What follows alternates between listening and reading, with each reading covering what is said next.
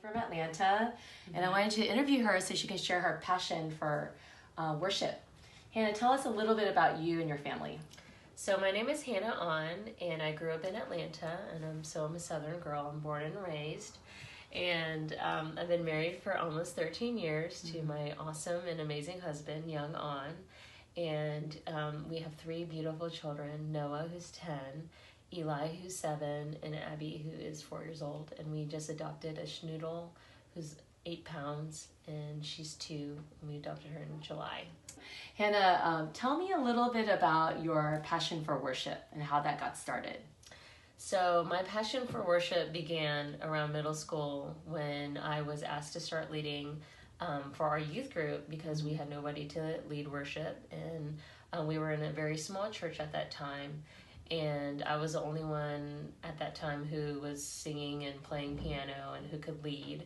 Mm-hmm. And so I started leading worship then, and the Lord just began to give me a desire to lead and to learn and to grow through that time. Mm-hmm. And worship leading and worshiping just became a sanctuary in my life, just growing up in a very unstable home. And so that was kind of like that starting point. Yeah. And from that, I just grew like exponentially in worship. Wow.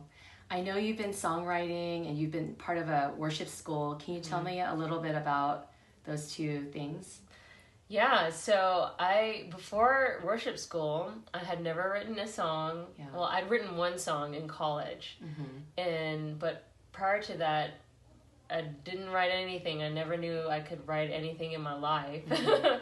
But I started a worship school called 10,000 Fathers. It's an 18-month program. Mm-hmm. So 6 months is focused on the heart, 6 months is on songwriting, and 6 months is on discipling others. And we just finished our 6-month track on songwriting. Yeah. And it's been just amazing to see just the songs that the Lord is bringing out of my heart. Yeah, they're beautiful. And, I really enjoyed listening to them. Praise the Lord. And it's been really cool to see how it's been really healing to my heart, and how the Lord has been bringing a lot of healing into my soul just through songwriting. Wow. And I know that you started your own kind of discipleship program. Can you tell me a little bit about what you're doing with other worship leaders? Yeah. So through the worship program that a friend and I are involved with is called Worship Tribe, and it's specifically geared towards Asian American worship leaders in the Atlanta area.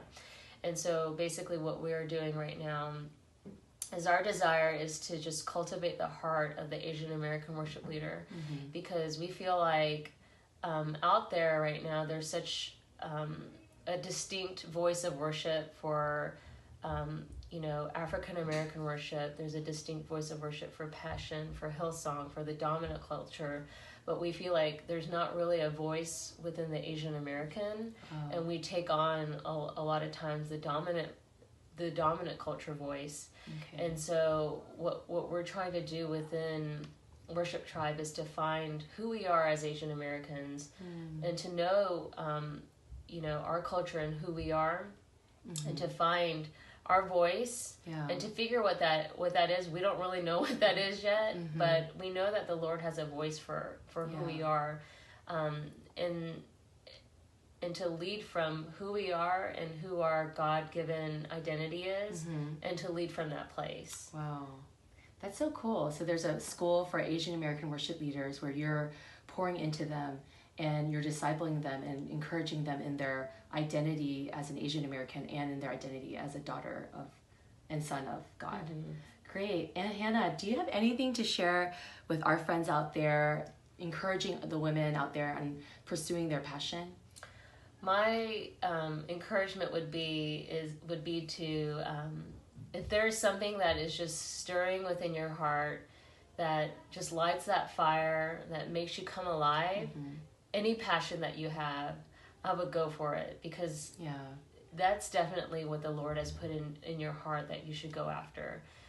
For me, that is worship leading. And 18 years ago, I knew that was worship leading, but I didn't go after worship leading. I chose to do teaching because that was the more practical thing to do.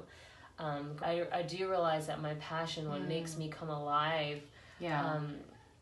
what awakens my heart is leading worship and leading people and discipling people and pouring into people. Yeah. And so that's what my encouragement would be for women.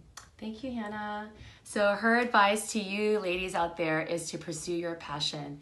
Thank you, my dear sister.